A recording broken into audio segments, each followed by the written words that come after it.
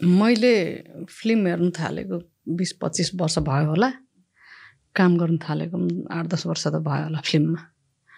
तर जार जस्तो कथामा फिल्म, यति पुरानो कथामा फिल्म बनाउने आँट चाहिँ अरूले गरेका थिएनन् र फेरि पनि गर्छन् कि गर्दैनन् भन्ने चाहिँ छ मलाई चाहिँ। गर्छन् जस्तो चाहिँ लाग्दैन, किन भन्दा कथा एकदमै पुरानो हो अनि त्यसलाई न्याय गर्नलाई फेरि त्यहाँ बाघहरूसँगको लडाइँका कुराहरू छन् होइन।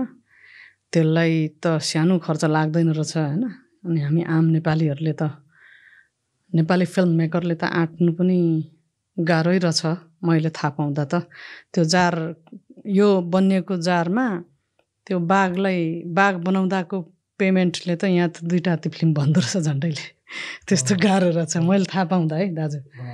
अनि त्यही भएर यो बन्छ जस्तो लाग्दैन मलाई। अब फुर्बाजीहरूले नै फेरि अर्को जयमाया पनि बनाए हुन्थ्यो